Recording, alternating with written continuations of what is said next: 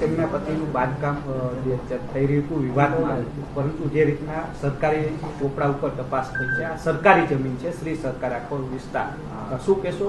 Collector તંત્ર હસ્તકની આ જમીન આવતી હોય છે, શું? એકચ્યુઅલી આ જમીન જે છે આમાં સૂચિત સોસાયટી ડેવલપ થઈ છે અને 97માં ડેપ્ટી કલેક્ટર દ્વારા આને જે જમીન જે છે આ ખરેખર આના પૂર્વજોની જમીન છે, પણ 97માં ડેપ્ટી કલેક્ટર દ્વારા ખાલસા કરવામાં આવી છે અને આના પછી આ લોકોએ 2017માં આને માટેની એપ્લિકેશન મૂકી હતી જે રિજેક્ટ થઈ છે.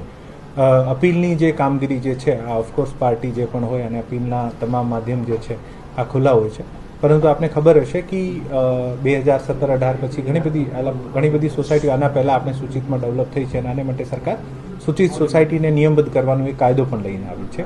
સો આ પ્રકારનું બાંધકામ છે જે આપણે આખા રાજકોટની પેરીફેરીમાં લાગુ પડે છે કે સૂચિત બાંધકામની શ્રેણીમાં આવતું હોય અને સૂચિત બાંધકામની શ્રેણીમાં તમામ રહીશો જે છે આને સરકાર અધિકાર આપે છે કે પોતપોતાના વેલિડ આધાર પુરાવા રજૂ કરીને આને આપ નિયમબદ્ધ કરાવી શકો છો.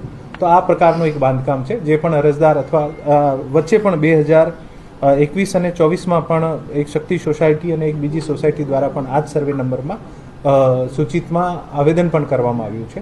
સો બેસિકલી આ ક્રાઇટેરિયા જે છે આ સૂચિતમાં આવતા હોવાથી અરજદાર જે છે આ પોતાનું એક્સરસાઇઝ કરી શકે છે અને આને જ કારણે આ બીજી જગ્યાએ જે સરકારી જગ્યા ઉપર દબાણ હોય આના કરતાં ડિફરન્ટ છે.